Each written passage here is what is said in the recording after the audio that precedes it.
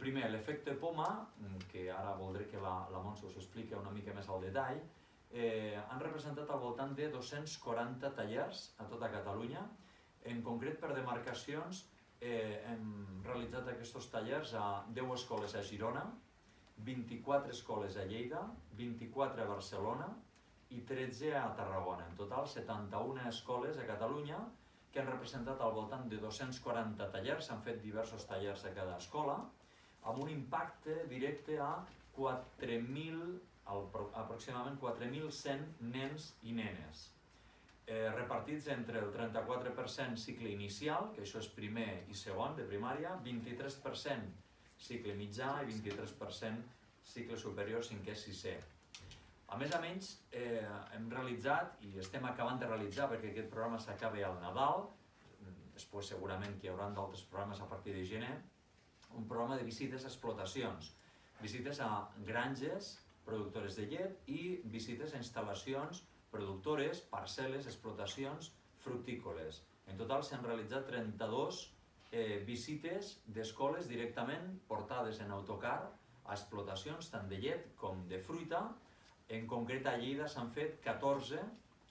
escoles que s'han mobilitzat amb aquestes explotacions, amb un total de 1.350 nens i nenes que han pogut gaudir d'aquesta explicació directa, sigui en camp o sigui a granja. Aquest últim taller s'ha basat justament en això, en visitar i explicar per part dels propietaris o els tècnics d'explotacions ganaderes el cicle de producció de la llet, molt important en la dieta dels nostres nanos.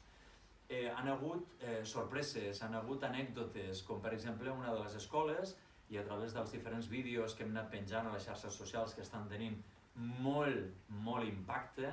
doncs una de les anècdotes és que una escola va evidenciar com neixia un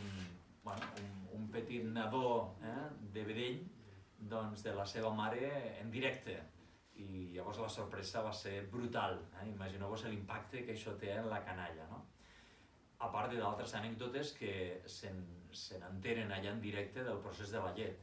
També l'explotació frutícola, penseu que en l'època que hem estat fent des d'inici de curs fins ara a les visites a explotacions, el centre de l'estiu ja ha passat, però hem pogut coincidir amb el final de la producció de la poma, i concretament amb la varietat Pink Lady,